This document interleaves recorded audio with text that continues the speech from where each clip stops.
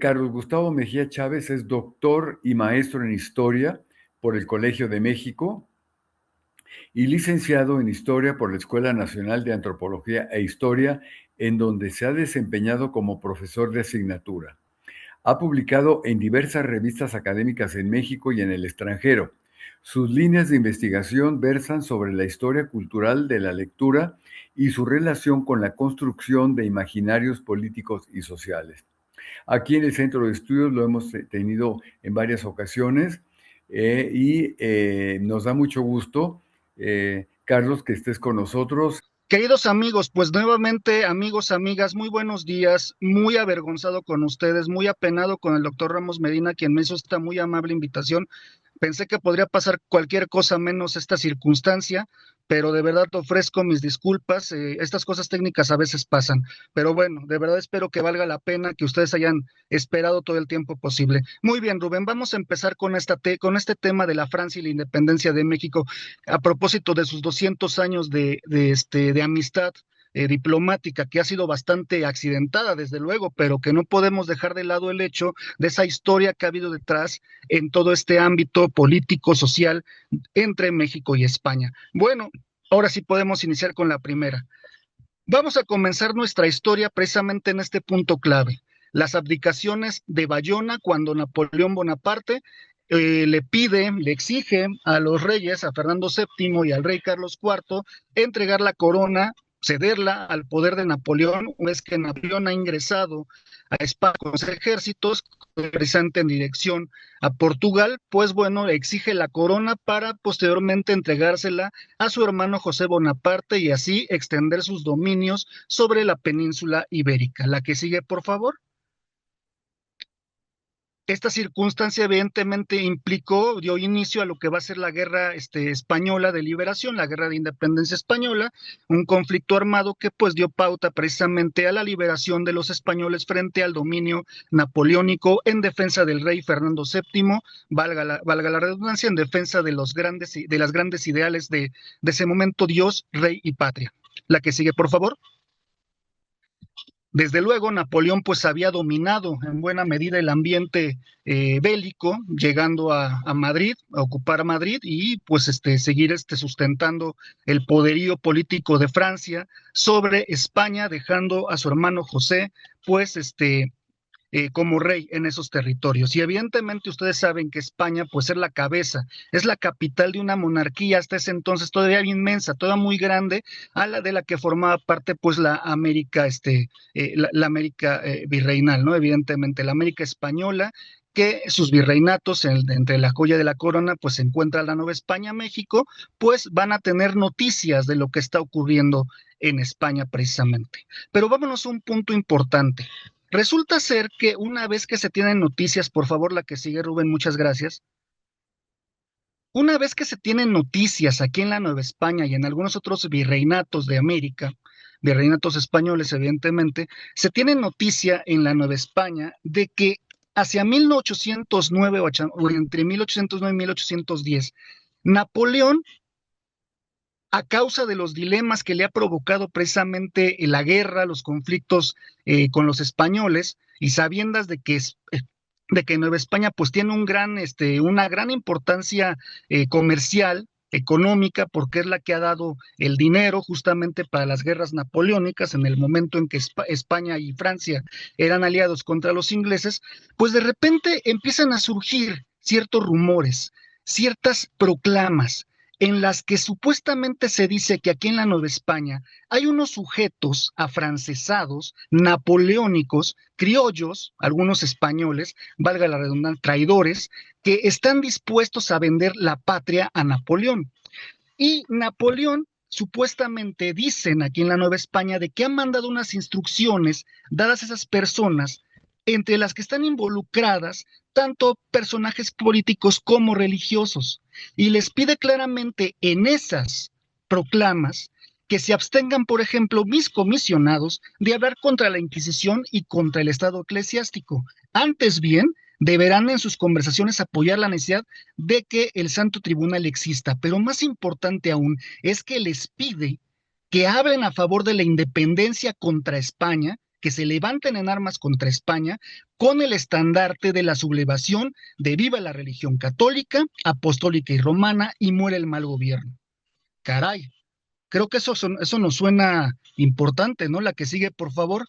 Esto entre 1808 y 1809 y 1810, y sabemos que el 16 de septiembre de 1810, en la madrugada, pues el cura Miguel Hidalgo cuentan las anécdotas, cuentan algunos registros que son pues bastante dispersos o que son contrastantes, dicen que el padre Hidalgo se levantó en armas con el estandarte y la bandera de Viva la Virgen de Guadalupe, viva la América, muera el mal gobierno. Para muchos españoles, la que sigue, cuando se enteran de este levantamiento, pues no les queda duda, o por lo menos infieren, la que sigue, por favor, por lo menos infieren que la mano de Napoleón está detrás de todo esto.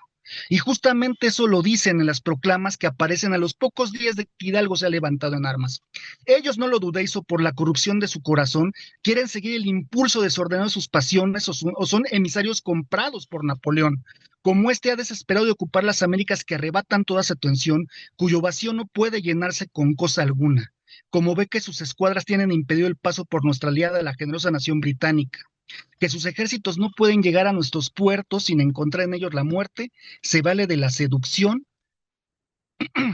y para introducir la anarquía. En un principio, como les dije, y tratando de ser lo más rápido posible en esto, pues el discurso español, el discurso conservador que atacó a Miguel Hidalgo, justificó sus acciones diciendo que justamente Miguel Hidalgo se había levantado en armas debido a que él había sido seducido por Bonaparte, que él había leído las proclamas que envió José Bonaparte y que justamente la coincidencia de que su levantamiento armado tuviera en voz la libertad, la proclama de levantarse en armas por la independencia y que viva la Virgen o que muera el mal gobierno, había mucha similitud en eso. Pero ¿a qué nos lleva todo esto? ¿Por qué iniciamos esta historia con esto? Bueno, pues justamente trata del asunto de cuál es el vínculo cultural imaginario de la representación de Francia en la Guerra de Independencia. Para entender lo que ocurrió entre 1809 y 1810 en la cuestión de la lucha contra los franceses o la idea de que la Guerra de Independencia fue financiada por los franceses, tenemos que volver unos años antes. Por favor, la que sigue, que nos lleva a la llegada justamente de la dinastía Borbón a principios del siglo XVIII al trono español, en el que se instaura un nuevo modelo político, un nuevo modelo cultural que va a afectar en muchos ámbitos a la dinámica social, económica, política y obviamente cultural de los territorios de la monarquía hispánica. La que sigue, por favor. Y este tema es importante porque vamos a hablar de la historia cultural en este ámbito, ¿no? Podríamos pensar que este tema de la independencia trabaría únicamente la cuestión militar, la cuestión de la política y la milicia, pero no, hablemos un poco tanto de las afectaciones de lo cultural y de cómo eso está representado precisamente en el ámbito de Francia y la independencia de México. Y en este caso pensemos que una vez que llegan los Borbones, pues claramente va a haber cambios que se perciben dentro de la sociedad. El cambio de la adaptación cultural, el cambio del vestido, el cambio de las modas, el cambio de las lecturas. ¿Qué están leyendo? Se está leyendo franceses, se está vistiendo a la francesa, se está hablando a la francesa, se come a la francesa. Y lo vemos en estos bellísimos cuadros en los de que muchas personas están precisamente tomadas con esa moda a la francesa, de la Borbón, con los hombres, por ejemplo, con las famosas pelucas, los polvos en la cara, y pues usando zapatillas que eran pues a veces pues muy incómodas, pero pues eran parte de la moda, evidentemente. Pero eso tenía un problema para muchos, era algo muy normal dado la vinculación con los Borbones, pero prácticamente para muchos era una cuestión normal. Pero para otros sujetos pertenecientes a un sector un poco más tradicionalista, la circunstancia era un poco más complicada, ya no llamémoslo diabólica. La que sigue, por favor. Porque para muchos tradicionalistas, el que haya habido un cambio entre la vestimenta, las costumbres, la cultura de los Habsburgos españoles con los Borbones franceses, pues implicaba precisamente un escándalo terrible porque se quedaba muy claro que se estaban perdiendo las tradiciones, se estaba perdiendo la tradición y todo lo que implica tradición, queridos amigos, habla justamente de la injerencia o la importancia de la religión católica en todo, porque la religión católica justamente marca cómo te debes comportar, qué es lo que debes de leer, cómo te debes de vestir, porque eso habla justamente de cómo debe ser tu comportamiento. En cambio, si empiezas cambiando tu vestimenta negra más tranquila, más humilde, a vestimentas coloridas, ricas en encajes, más aparte usar eh, pelucas y los hombres, peor aún que los hombres se pongan pelucas y maquillaje, lo que los afemina, en términos que se utilizan en esos tiempos, pues estaba pasando una crisis terrible que iba a acabar con la identidad española, una identidad que se sustenta desde la llegada de los conquistadores, ¿no? Bueno, esto es importante pensarlo porque grupo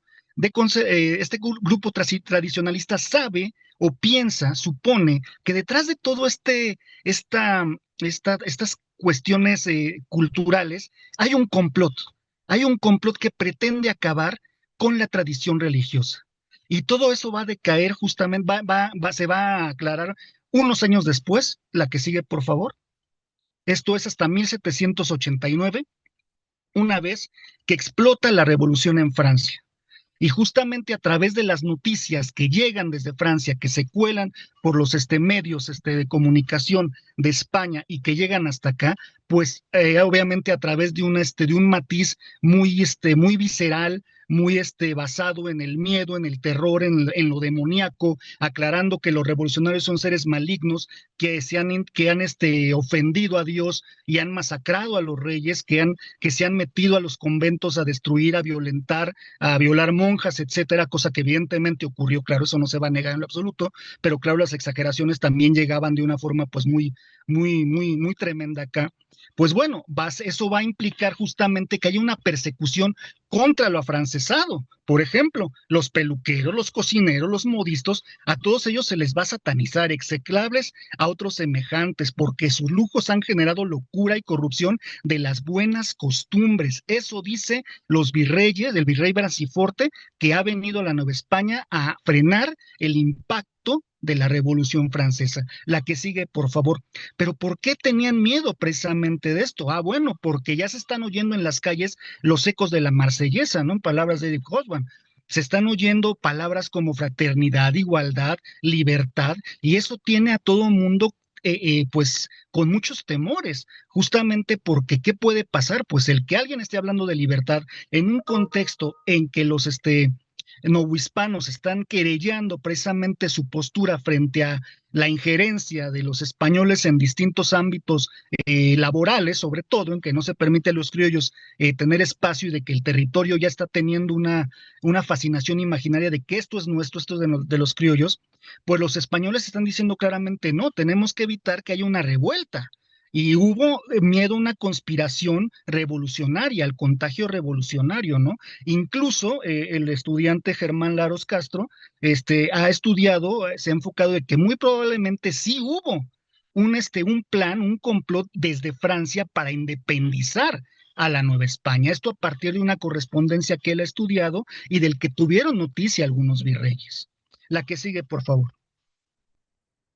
En este ámbito, pues tanto sacerdotes, los encargados de preservar la fe junto con el Tribunal de la Inquisición, pues dedican su tiempo a acabar o a buscar a todo aquello que huela afrancesado, a todo aquello que huela a rebelión, a todo aquello que diga que Francia está en lo correcto. No, Francia es Babilonia, en Francia habita Satanás. ¿Cómo es posible que hayan permitido el asesinato de un rey, que es una de las representaciones de Dios en cierto modo en la tierra, ¿no? Porque el rey finalmente es un ser sacralizado que, pues, evidentemente deriva de una selección de Dios.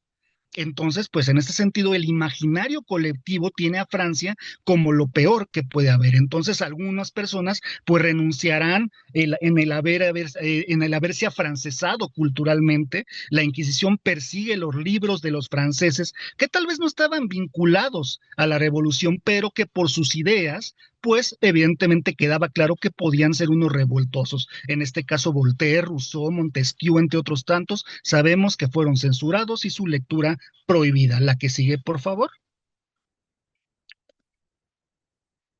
En este sentido, va a ocurrir algo bien interesante hacia 1795. Toda vez que la revolución culmina, se convierte, ya acabamos con el reino de los Borbones, en este momento la interrupción con la República Francesa y la Convención, pues hay un tratado. Hay un tratado entre España y Francia, un tratado comercial, un pacto de ayuda mutua en contra ahora del antiguo aliado que era la Gran Bretaña, temiendo que pues tenga más acceso comercial a los territorios novohispanos, ¿no? Y en este lapso importante, es interesantísimo este factor, hay un resurgimiento de la cultura francesa, nuevamente, ¿por qué? No solamente por el hecho de que, claro, los gustos franceses son fascinantes, las vestimentas, las costumbres, las comidas, etcétera, etcétera, sino que también el hecho, como bien lo mencionan algunos, de que Francia era un ejemplo de cómo después, a partir pensando de la propaganda que se lee, de que después de una revolución tan terrible, tan, tan, tan horrible, tan diabólica, pues Francia volvió a sus cabales y los franceses volvieron a establecer pues la paz ahí justamente, ¿no? Era inevitable, cito, la comparación entre los fracasos, fíjense nada más de la monarquía española y el extraordinario progreso de los republicanos en toda Europa. Ese era un mensaje claro que cimbró a la Inquisición, cimbró a los tradicionalistas pensando, pero vean cómo es posible hasta dónde llegamos. Combatíamos a Francia justamente para evitar este tipo de comentarios y ahora que hacemos la paz, Francia nuevamente ocupa un lugar importante. La cosa todavía se va a tornar mucho más interesante, la que sigue, por favor, a la llegada de un personaje fascinante, y perdón si me emociono mucho aquí, pero este personaje no era nada más, nadie más y nada menos que Napoleón Bonaparte. ¿Y por qué fascinante? Porque Napoleón, sabiendo perfectamente, y todos lo saben, bueno, todos ustedes lo han oído, sabiendo manipular como buen político la propaganda de Napoleón se habla mucho de que circula en Europa, el gran héroe, el gran general. Bueno, esa propaganda también circula en los territorios españoles y por ende en los territorios americanos. Y aquí surge en la Nueva España un proceso de cultura, de devoción, llamémoslo así, de admiración a Napoleón Bonaparte, no solamente por ser el héroe de las 1000 batallas, no solamente por haber acabado con la Revolución Francesa, también evidentemente, sino por defender a la religión católica, porque él con el concordato que firma con el Papa, a propósito de las tonterías que están pasando lamentablemente con el señor que está allá en los Estados Unidos, bueno, Napoleón se hace propaganda diciendo que él es el gran protector de la religión católica en Francia después de una guerra, pues que acabó con muchos de los privilegios de los sacerdotes, ¿no? Se restablece la religión católica, claro, con algunas advertencias, ¿no? Pero claro, eso al llegar aquí a la Nueva España, pues genera mucha admiración sobre Napoleón, más aún de que él restablece precisamente la paz y la concordia en Francia. La que sigue, por favor. Bueno, aquí tenemos esa imagen, ¿no? Bellísima de la gente admirando en el Museo de las Tullerías, pues la coronación de Napoleón. La que sigue, por favor.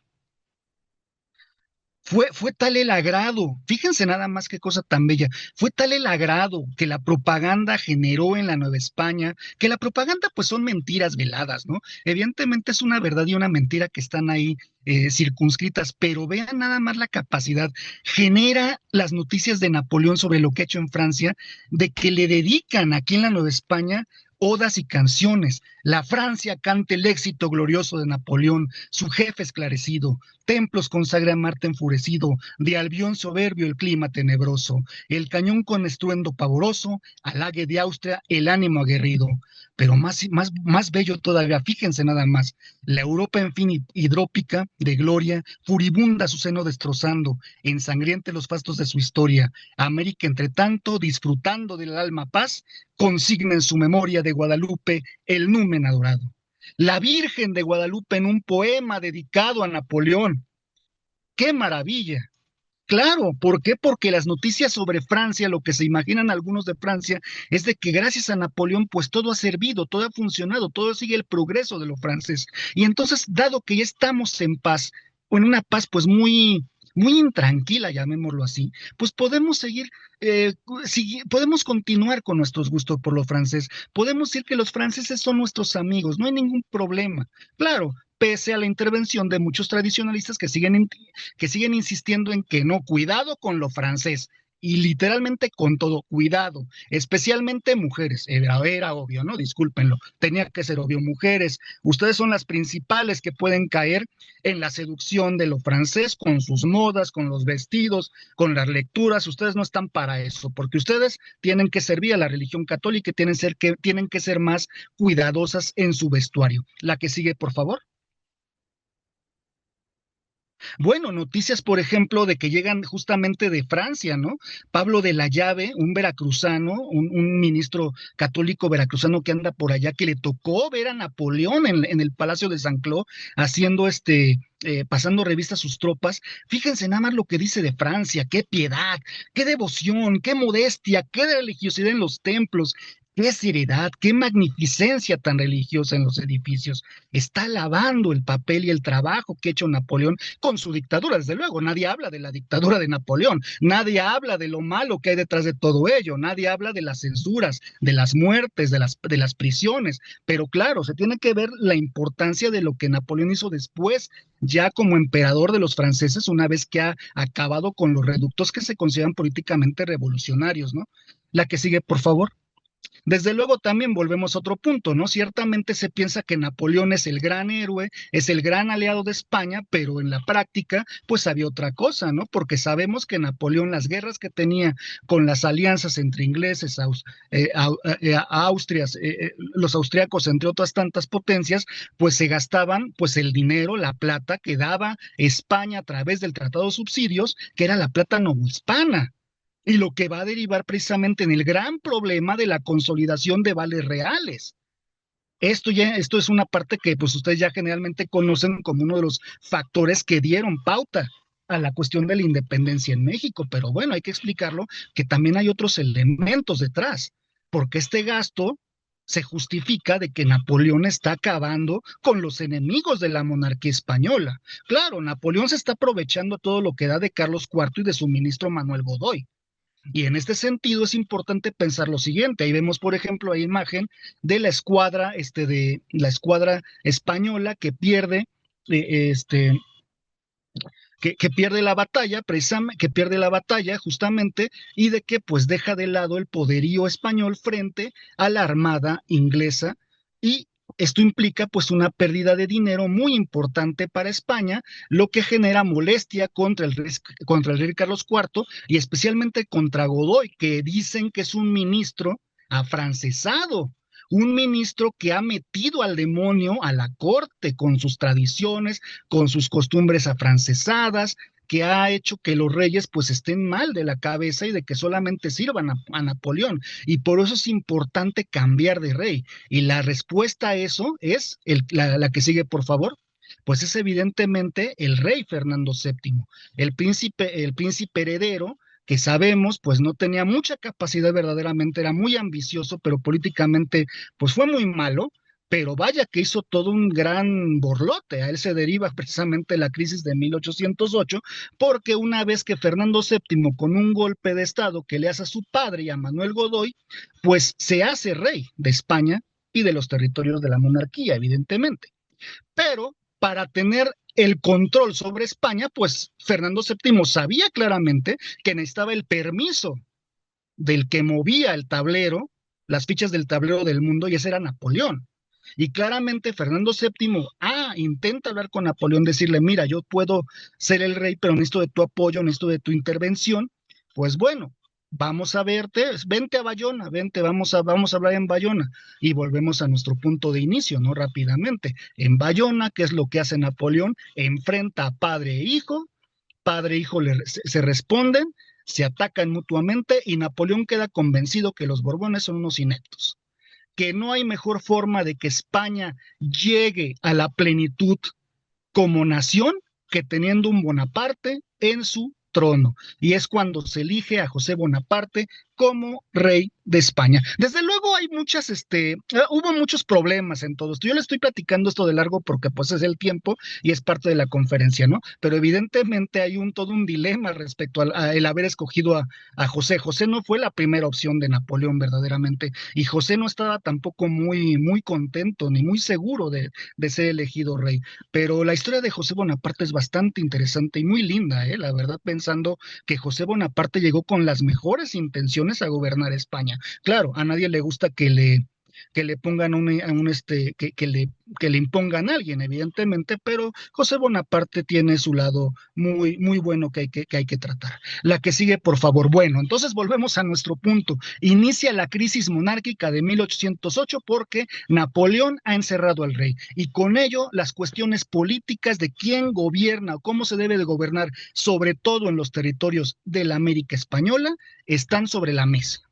Y particularmente aquí en la Nueva España, justamente entre julio y agosto de 1808 es cuando se hacen las juntas por el Ayuntamiento de la Ciudad de México junto con José de Iturrigaray, en las que ellos sancionan que a partir de que Fernando VII no se encuentra y hasta el momento que vuelva, la soberanía de la tierra, la soberanía del territorio, la soberanía del reino novohispano,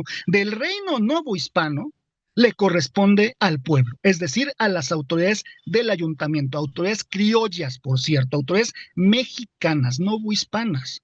Pero claro, dentro de esas juntas estaba el Real Acuerdo compuesto por españoles, la Inquisición, el comercio, el clero, que dijeron, no, oye, ¿qué te pasa? A ver, espérame tantito. Esto de la soberanía yo lo he escuchado en alguna parte. La soberanía popular, no, ¿cómo crees? Esto me suena a Rousseau. Esto huele perversamente a Voltaire. ¿Cómo se les ocurre precisamente eso en un momento clave como este? Y esta idea, esta mala idea, mala interpretación que estaba basada en los temores nacidos por la revolución de 1789, aunque estaban evidentemente confundidos, porque todo lo que explicaron los oidores, todo lo que explicaron los miembros del ayuntamiento, perdón, estaba basado en la política española. Pues bueno, ¿qué es lo que producen? Pues un miedo entre los españoles a perder sus privilegios, a verse perdidos por Napoleón, a pensar que los criollos van a obtener sus puestos, pues hay que encerrarlos. Eso procede en el golpe de 1808, en el que la soberanía española novohispana pues queda degollada, se impone a un general, a un general español para que gobierne el territorio durante este tiempo. Y en este momento los criollos pues se alzan, se empiezan a levantar en contra de estos personajes. La que sigue, por favor. Y bueno, ¿qué ocurre en este momento? 1808, ¿se acuerdan de Francia, verdad? ¿Se acuerdan de Francia y su bienquerer con los novohispanos? Bueno, pues nuevamente las cosas cambian. El juego discursivo dentro de la historia cultural es fascinante y por eso la idea de Francia y la revolución de la independencia tenemos que entenderla desde este aspecto. ¿Qué había detrás? ¿Qué discursos se están diciendo y cómo van a estar vinculados a la guerra en la que está Miguel Hidalgo, Morelos y entre otros tantos? Bueno, vean en 1808 lo que se dice, ¿no? Si antes oíamos a sacerdotes diciendo que Francia era lo mejor, lo más práctico, un ejemplo para todos de religiosidad en todos los ámbitos, hacia 1808, pues las cosas van a cambiar, basados todos evidentemente en el ejemplo de 1789. Se canta en la calle, por tu linda concepción, oh soberana princesa, líbranos de Napoleón y de la Revolución Francesa.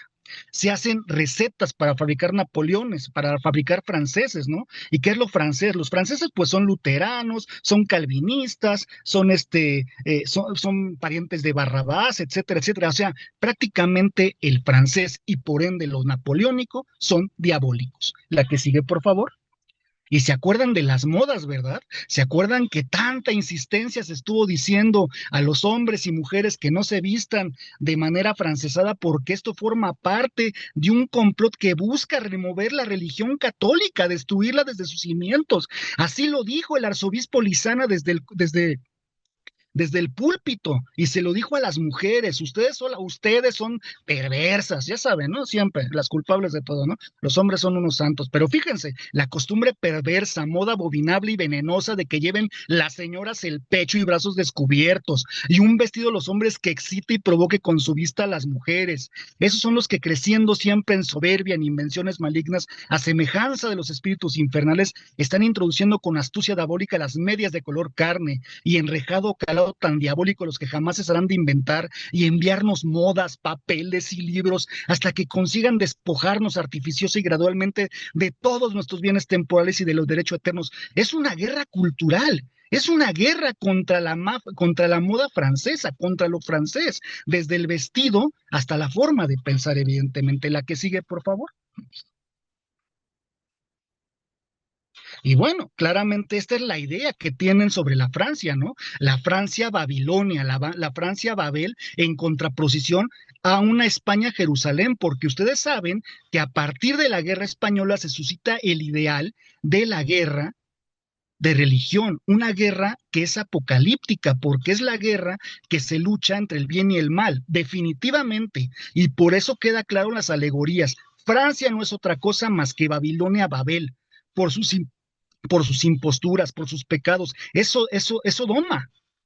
Tú, Francia infeliz, eres testigo triste de estas verdades dolorosas. Tú que en los tiempos de felicidad fuiste regida por manos suaves y benéficas, tienes sobre tu cerviz el cetro de acero que usurpó a tus reyes el tirano. Todas estas palabras se traban sobre la Francia. Y justamente es la idea tanto en España como en la Nueva España y los territorios gobernados por España, precisamente en América, pues se traba esta idea de que estamos luchando una gran batalla contra el maligno, la batalla apocalíptica, la batalla final. La que sigue, por favor. Bueno, pues es en este momento, entre 1808 y 1809, en que Napoleón, curiosamente a sabiendas que no ha podido lograr gran cosa, de convencimiento sobre todo de la gente de que se vuelva a favorable a apoyar su proyecto cambio, de reforma España, pues él manda una carta, él escribe una carta al monitor francés y dice claramente: si España pierde sus colonias es porque lo quiso. El emperador no se opondrá jamás a la independencia de las naciones continentales de América. Esta independencia pertenece al orden necesario de los acontecimientos. Napoleón, con todos sus pantalones, que si al día de hoy Napoleón gobernara, pues hubiera sido un tuit lo que hubiera sacado esto y a todos nos hubiera infartado.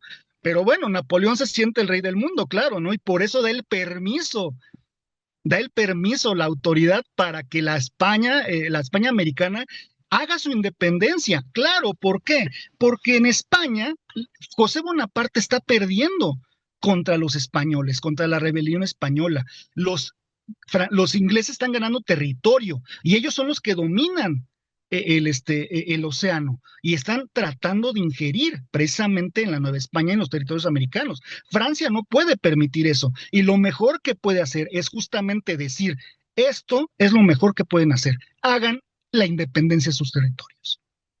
Independícense. La que sigue, por favor. Y eso nos lleva al principio, la que sigue, por favor, a nuestro punto de partida, porque se acuerdan que justamente a los pocos meses de que Napoleón publica esto, aparecen proclamas de José Bonaparte firmadas por él, que yo sigo pensando que son apócrifas, que dice: sacerdotes, amigos míos, ustedes que controlan al pueblo, que saben amarlo y quererlo, en otras palabras, levántense en armas en contra del mal gobierno.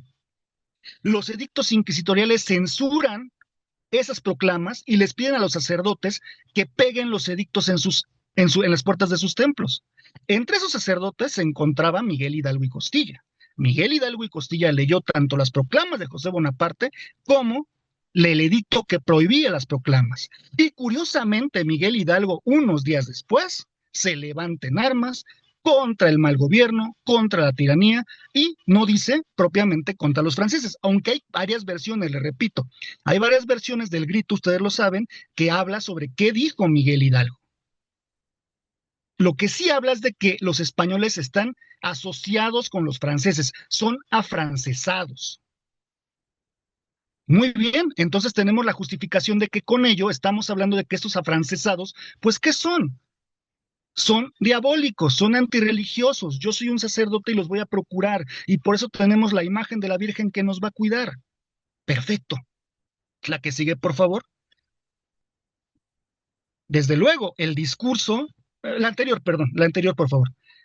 El discurso emanado por los españoles que supusieron o propagandísticamente hicieron suponer que efectivamente Hidalgo pues estaba vinculado a Napoleón, diciendo claramente que venga a dominarnos un tirano, que nuestros altares, esposas, hijos y cuantos bienes poseemos caigan en manos de aquel monstruo por medio que se ha propuesto de introducir la discordia en nuestro suelo. A esto conspira la sedición que ha promovido el cura de Dolores y sus secuaces.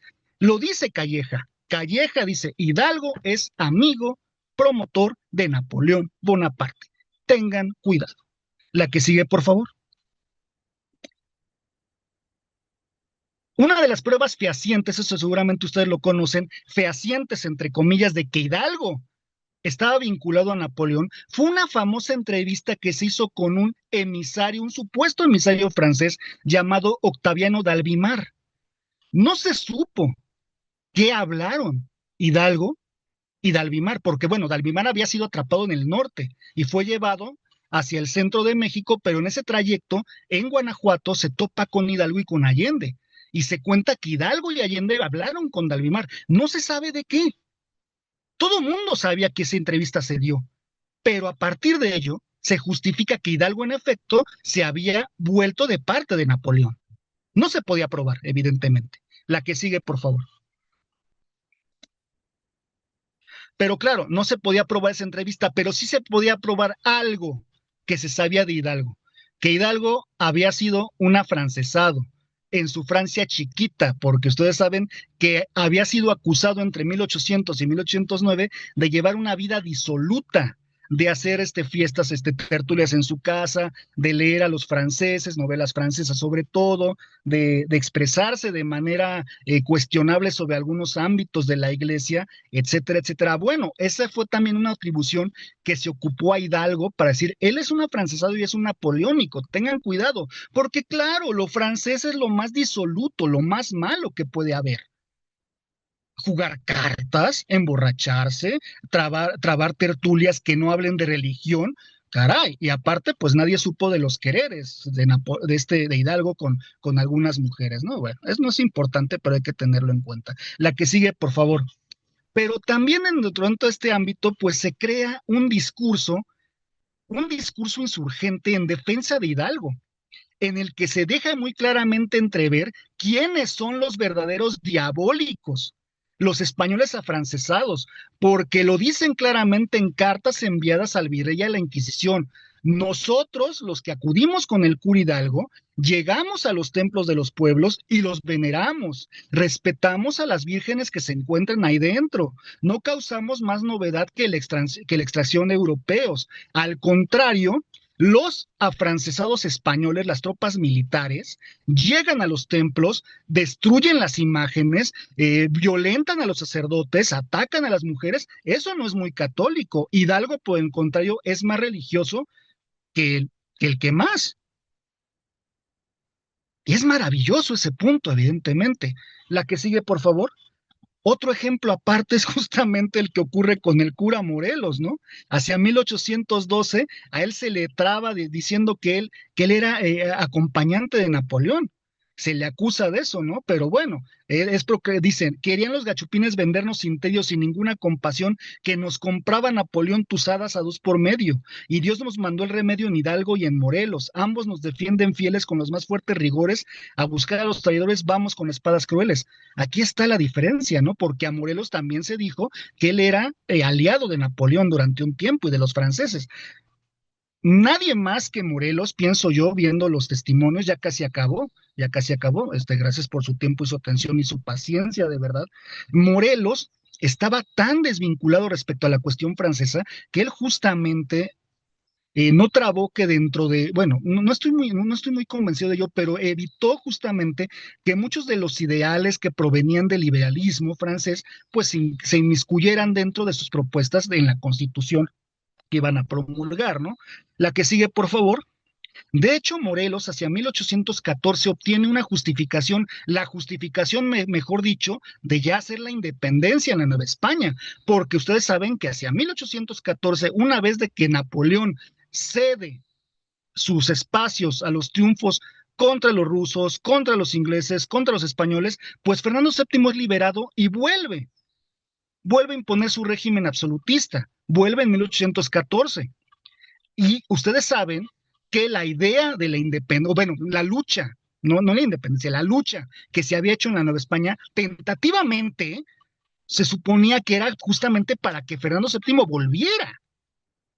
Hidalgo fue muy poco cuidadoso o muy discreto en el sentido de que no dijo mucho sobre qué le convenía sobre Fernando VII. Es en Guadalajara cuando ya deja muy en claro que Fernando VII no le importa mucho, lo que deja a otros tantos pensando, entre ellos al capitán Allende, ¿no? Pero Morelos, hacia 1814-15, deja muy en claro quitarnos la máscara como el bellísimo trabajo de Marco Antonio Landavazo, la máscara de Fernando VII, la justificación de la independencia, no. ¿Por qué? Porque Fernando VII ha vuelto afrancesado, ha vuelto napoleónico. Tantos años que estuvo encerrado, supuestamente, estuvo en un cautiverio bastante bonito, Fernando VII. Tanto tiempo que estuvo encerrado en Francia, pues es obvio que él ya viene afrancesado. ¿Y qué queremos? ¿Un rey napoleónico? No, no lo vamos a permitir. Es momento de hacer la independencia. Eso fue lo que prácticamente traba Morelos ya para decir, vamos a hacer la independencia claramente. Punto. La que sigue, por favor. Bueno, ya casi acabamos. En este periodo precisamente hay que pensar de que pues ya Napoleón ya se encuentra en el exilio, va a dar alguna guerra, el regreso después de la isla de Elba, después la batalla en Waterloo, su caída los 100 días antes, y su caída y su envío a la isla de Santa Elena, donde va a morir en 1821. Bueno, en ese lapso, ustedes saben perfectamente de que la guerrilla en la Nueva España pues no está funcionando, están perdiendo la batalla los insurgentes. La llegada de Francisco Javier Mina pues va a traer un pequeño un respiro para las tropas insurgentes. Lamentablemente, pues no va a durar mucho esta campaña, pero Mina pues siempre va a ser considerado como un gran héroe que vino justamente huyendo, despreciando la dictadura del antiguo régimen de Fernando VII, ¿no? Justamente de que se impone contra la Constitución de 1812, encierra a los compañeros liberales, a otros los exilia o los asesina, los manda a asesinar, pero pues Mina dice, vamos a ayudar a hacer la independencia en México, y a Mina se le van a unir muchos franceses que pertenecieron a los ejércitos de Napoleón. Y muchos de esos franceses no solamente llegan a la Nueva España, sino que se esparcen por toda la América española, y ellos forman parte de los movimientos políticos que van a dar pauta a los movimientos independentistas de estos territorios. En México no estuvo no fue tan claro ese punto, pero ciertamente en el caso de Mina fueron muchos franceses napoleónicos que llegan en sus filas a apoyar. Ya casi acabo. La que sigue, por favor, gracias. Bueno, llegamos a 1820-21, justamente. ¿Por qué la independencia? Pues por el miedo justamente a lo que acaba de pasar en España con el regreso del liberalismo, con el golpe de Riego, en el de que Fernando VII vuelve a jurar la Constitución, el trienio liberal, y de que obviamente pues eso implica de que en Nueva España se está hablando de que otra vez tenemos problemas con ese asunto del afrancesamiento. No podemos permitir que ahora que Fernando VII ha jurado nuevamente la Constitución, una Constitución afrancesada, es lo que se imaginan estas personas, una Constitución afrancesada, pues nos venga a gobernar. El liberalismo es afrancesado, el liberalismo es diabólico, porque ¿cómo es posible que el liberalismo esté permitiendo, evidentemente, de que que se les hacen privilegios a la iglesia, que se le quiten dominios económicos y estructurales, ¿no? Algunos templos pues van a ser tomados y van a ser sometidos a una práctica que ya no va a permitir que se instalen ahí algunos sacerdotes, incluso monjas, ¿no? Evidentemente. Y esto, entre otros factores que conocemos, forman parte de lo que va a dar pauta a la independencia de México, la defensa contra el liberalismo entendido como afrancesado. La defensa de la religión dentro del plan de las tres garantías es sumamente importante y habla precisamente de este aspecto de la imaginaria Francia dentro de la idea de la revolución de independencia. La que sigue, por favor. Desde luego, sabemos justamente de que entre 1820 a 1821 hacia 1830, que es el momento en que se gestan la dinámica de paz y de reconocimiento entre México y Francia, con el gobierno de Luis Felipe de Orleans, una vez que se acaba pues la dinastía, bueno, un poco el gobierno de Borbón, queda claro que por aspectos económicos, pues es importante pensar que la Revolución Francesa está dentro del pensamiento político de muchos de los personajes que se encuentran gobernando en esos territorios, ¿no? Fray Servando Teresa de Mier, Carlos María de Bustamante, que forman parte de las diputaciones, el mismo Agustín de Iturbide, ¿no? El mismo Agustín de Iturbide que planea su coronación a la manera napoleónica, evidentemente, y de que en la literatura, pues él siempre va a ser visto como la tragedia de Napoleón Bonaparte, el Napoleón mexicano, ¿no? Pero justamente uno de los personajes principales, uno de los ideólogos más trascendentes, destacables dentro de este periodo, pues es José María Luis Mora, que José María Luis Mora está planteando precisamente el cómo dentro de su libro, Las Revoluciones en México, pues la idea de la Revolución Francesa permea dentro de los ideales y no podemos permitir que esos ideales transgredan el detalle, como ocurrió en Francia con la constitución civil del clero. Tenemos claro que evitar, que limitar algunos privilegios, que ustedes saben que ese es el gran problema, uno de los grandes problemas durante el México republicano, quitarle los privilegios a los sacerdotes y a los militares, pero que no caigamos en una cuestión tan tumultuosa como lo fue la Revolución Francesa. La Revolución Francesa sigue causando expectativa, sigue causando inspiración, pero también miedo. Y el afrancesamiento es una clave que vamos a encontrar también a lo largo del siglo XIX. Y que, claro, como dije en un principio, la muy accidental relación entre México y Francia, que es lo que nos ha traído aquí, agradeciendo su tiempo, su atención y su muy amable paciencia, de verdad, por todos los problemas que les causó hace un momento, pues habla justamente de lo que tenemos que replantearnos en la historia cultural de México. Muchísimas gracias por su atención, la que sigue, y con esto culmino. Muy buenas tardes y gracias.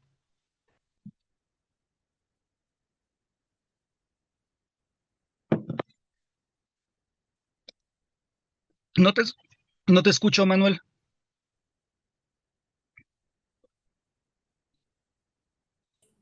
Ya, es que ya teníamos el teléfono, silenciado el micrófono. Ya ves, Carlos, a pues todos nos pasa. antes que nada, mil gracias y yo No, sé no, no, lo que fue de mucho estrés tu inicio, porque tú eres un hombre tan perfeccionista en muchos aspectos que yo sé lo que te lamento. estresaste enormemente y qué bueno que se pudieron solucionar los problemas. Tienes muchas felicitaciones, ¿verdad?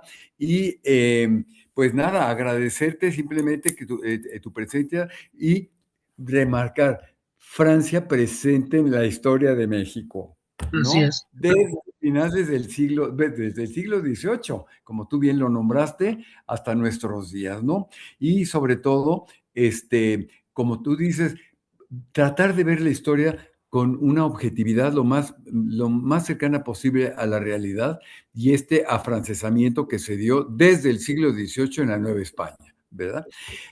Por ahí me dicen si recomendarías alguna bibliografía sobre el tema. Bibliografía sobre el tema. Ah, claro. Bibliografía sobre el tema. Ah, claro. Muchísimas gracias. Muchísimas gracias. Muchísimas gracias de entrada nuevamente, queridos amigos. Ahí me veo muy cachetón desde esta perspectiva, pero muchísimas gracias, querido Manuel. Un gran abrazo a ti, de verdad, una gran disculpa, perdón por ese exabrupto a ti y a todas las personas que nos están acompañando. Gracias por su tiempo, espero que haya valido la pena, espero de verdad que sí. y me siento halagado de sus comentarios. Bueno, pues miren, ahora sí de que en principio pues hay un libro que me encanta a propósito de la pérdida que tuvimos lamentable de la doctora Solange Alberro, una gran historiadora, Ah, magnífica sí, cómo persona. no. Sí, desde luego, ¿no? Ella coordinó junto con Elías Trabulce y otros historiadores del colegio, pues el libro sobre México y la Revolución Francesa. Es un libro de cajón que yo recomiendo que se lean mucho y que pues ahí van a encontrar algunos detalles de lo que estamos hablando, ¿no? Las cuestiones culturales, políticas, ideológicas respecto a esta idea de lo que fue Francia en su momento, desde la Revolución Francesa hasta pues la primera diplomacia que hubo entre ellos. Y el segundo libro, pues sin afán de molestar a nadie, pues es mi libro, precisamente, Claro, mi libro claro. Viva Napoleón, muera Bonaparte. Es un librito que muy amablemente, como siempre, no puede ser otra manera, el doctor Manuel Ramos Medina me invitó a presentar hace tiempo en el Centro de Estudios Históricos de México, de Historia de México, y estoy muy agradecido con ello. Yo les recomiendo, ojalá puedan leer el librito. Es justamente una historia que trata de cómo Napoleón su imagen se fue construyendo a la par de la de Francia en la Nueva España a través de la divulgación de su propaganda. Cómo se transforma la imagen benéfica de Napoleón como parte de esa propaganda de un ser bueno, amable, heroico, trascendental, a un ser maligno en 1808, diabólico, satánico, etcétera, que pues habla mucho precisamente sobre este aspecto que cambia la dinámica, el discurso, que es importante tenerlo en cuenta. Entonces, pues tentativamente, yo les puedo recomendar esas dos lecturas. Si gustan, Manuel les puede coordinar, les puede enviar mi correo con todo gusto y pueden escribirme y yo también les puedo recomendar todavía trabajos más amplios. Pero nuevamente, queridos amigos, muchas gracias por su amable paciencia y por su comprensión. Al contrario a ti. ¿Tu libro está en línea? ¿Se puede leer? Sí, sí, se lo pueden comprar bueno, no sé si no hay problema si digo marcas, bueno, se puede comprar en línea. También todavía hay algunos ejemplares en el Colegio de México, entonces, Sí. todavía, afortunadamente, todavía hay tantitos ejemplares. Qué bueno. Mira, la señora, o la persona, la maestra Aide Silva dice, excelente conferencia. ¿Conoce usted, doctor Mejía, trabajo sobre la presencia de la lengua francesa en México a finales del siglo XVIII y principios del XIX? Muchas gracias a la maestra, muchas gracias por su atención, gracias Manuel. Bueno, no recuerdo verdaderamente el título, pero justamente el Centro de Estudios Lingüísticos y Literarios del Colegio de México sacó hace tiempo una colección que justamente trata sobre ese tipo de temas, la literatura francesa, la lengua, eso es fundamental. No recuerdo bien el título, lo busco y con todo gusto, pues repito, se comunican o yo te mando el dato y lo puedes compartir en línea. Por otro De lado, acuerdo. pues también la colección México-Francia que publica la UAP, que ha publicado la UAP desde hace muchos años, una colección bellísima. También ahí hay muchos temas respecto a la literatura y la lengua francesa en México. Ya. Pues no nos queda más que agradecerte enormemente, sobre todo yo sé lo que pasaste al principio, Bárbaro, los discúlpame. nervios que dan, yo conozco ese tipo de nervios porque me ha pasado a mí en muchas ocasiones, pero valió la pena, como te han puesto ahí en el chat, valió la pena esperar porque realmente tu conferencia es muy novedosa, sobre todo para los que no sabemos mucho sobre el tema, cómo fue cambiando la imagen de Napoleón a través del tiempo, ¿no?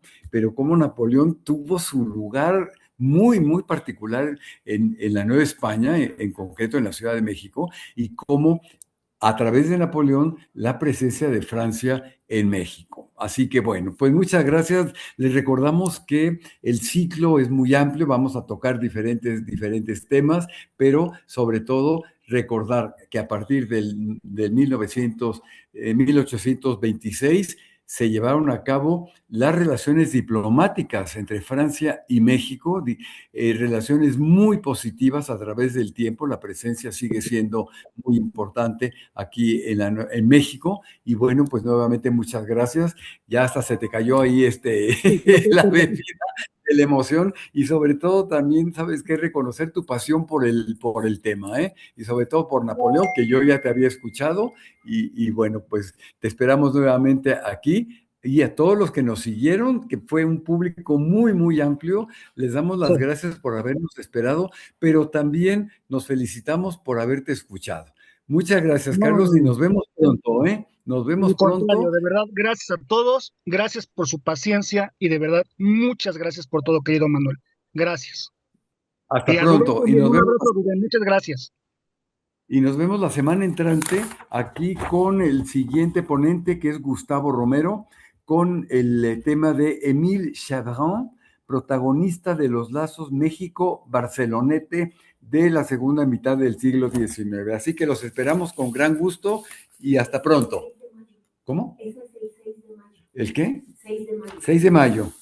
Sí, perfecto. Pues aquí nos vemos. Muchísimas gracias, ¿eh? Hasta pronto. Pronto, cuídense. Igualmente.